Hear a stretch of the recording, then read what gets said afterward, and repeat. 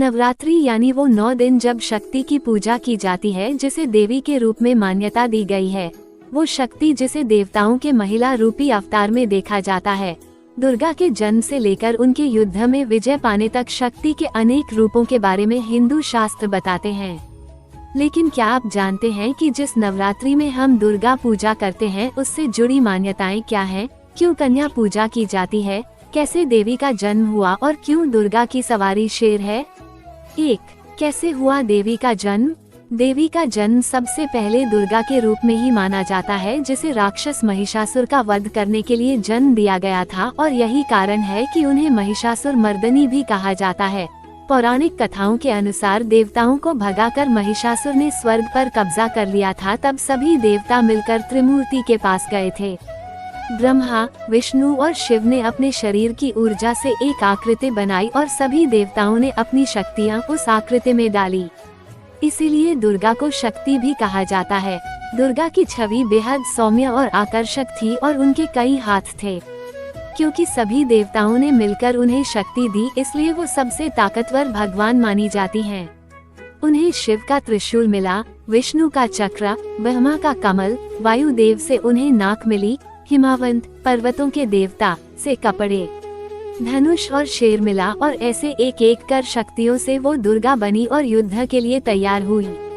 दुर्गा की शक्तियों के बारे में ऋग्वेद के श्लोक 10.125.1 से लेकर 10.125.8 तक देवी सूक्त में पढ़ा जा सकता है। 2. आखिर पूजा 9 दिन ही क्यों की जाती है?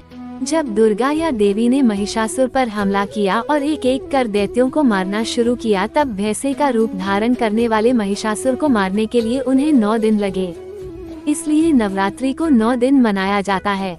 इससे जुड़ी अन्य कथाएं भी हैं, जैसे नवरात्रि को दुर्गा के 9 रूपों से जोड़कर देखा जाता है और कहते हैं कि हर दिन युद्ध में देवी ने अलग रूप लिया था और इसलिए 9 दिन 9 अलग अलग देवियों की पूजा की जाती है। हर दिन को अलग रंग से जोड़कर भी देखा जाता है। 3. दुर्गा माता क्यों है अष्टभुजाओं वाली? देवी दुर्गा को अष्टभुजाओं वाली कहा जाता है। कुछ शास्त्रों में 10 भुजाओं वाला भी कहा जाता है। वास्तु शास्त्र में 8 अहम दिशाएं होती हैं, लेकिन कई जगहों पर 10 कोण या दिशाओं की बात की जाती है।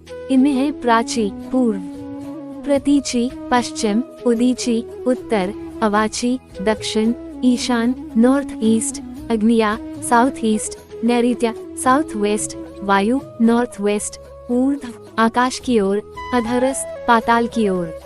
कई जगह 8 दिशाएं ही मानी जाती हैं, क्योंकि आकाश और पाताल की ओर को दिशा का दर्जा नहीं दिया जाता।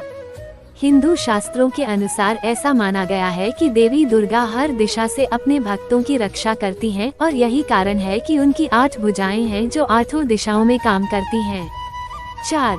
शेर की सवारी ही क्यों? देवी को शेर पर सवार बताया जाता है।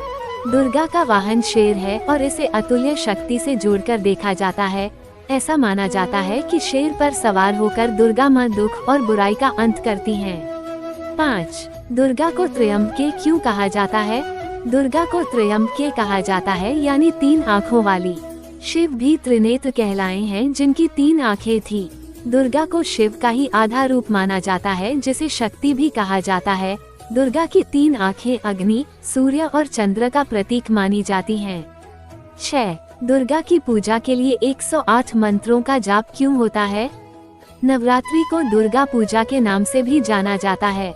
कहा जाता है कि भगवान राम ने मां दुर्गा की पूजा की थी, जिन्हें राम ने महिषासुर मर्दनी के नाम से ही संबोधित किया था। ये पूजा रावण से युद्ध करने के पूर्व की गई थी और इसीलिए दशहरा नवरात्रि के अंत में मनाया जाता है, जिस दिन रावण का वध हुआ था। माना जाता है कि राम जी ने दुर्गा पूजा के वक्त 108 नीलकमल चढ़ाए थे दुर्गा को और इसलिए ही 108 को शुभ माना जाता है। 7. पितृपक्ष के अंत में नवरात्रि क्यों मनाई जाती है? पितृपक्ष में पितरों की पूजा के बाद ऐसा माना जाता है कि घर की शुद्धि होती है और उसके बाद आता है देवी पक्ष यानी नवरात्रि और इसके बाद से हर तरह के त्योहारों की शुरुआत होती है। ऐसा माना जाता है कि देवी पक्ष के पहले दिन मां दुर्गा अपने बच्चों के साथ पृथ्वी की ओर यात्रा करना शुरू करती हैं।